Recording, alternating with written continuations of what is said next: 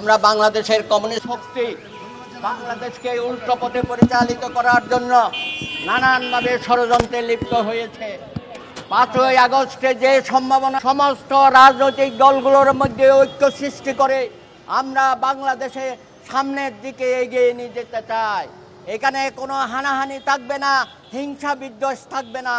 কিন্তু আমরা দেখতে পাচ্ছি একটা গোষ্ঠী বাংলাদেশে অস্থিতিশীল পরিস্থিতি সৃষ্টি করার জন্য নানা রকম বিরাজনীতিকরণের জন্য অপচেষ্টা চালিয়ে যাচ্ছে।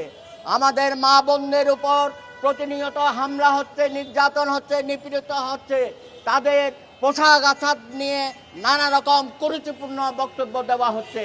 যারা এইসব কর্মকাণ্ড করছে তাদেরকে অনেক ক্ষেত্রে আমরা দেখি রাষ্ট্র সহযোগিতা করছে, অপশক্তি সহযোগিতা করছে, তাদেরকে ফুলের মালা গলায় দিচ্ছে, তাদের কোর্ট থেকে জামিন হয়ে যায়।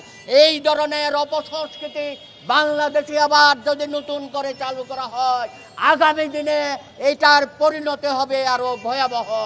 আজকে রাজনৈতিক দলগুলোর উপর হামলা চালানোর জন্য বিদেশে বসে কিছু গোষ্ঠী উস্কানিমূলক বক্তব্য দিচ্ছে। এই বক্তব্যের আমরা তীব্র বিরোধিতা করি। বাংলাদেশে যারা মুক্তিযুদ্ধের পক্ষে ছিল এখনো আছে, যারা 30 লক্ষ শহীদের রক্তদানকে স্বীকার করে, মানুষের আত্মত্যাগকে স্বীকার করে আমরা সকলেই ঐক্যবদ্ধ আছি। মুক্তিযুদ্ধের বাংলাদেশকে আমরা পেছনে ঠেলে দিতে পারি না।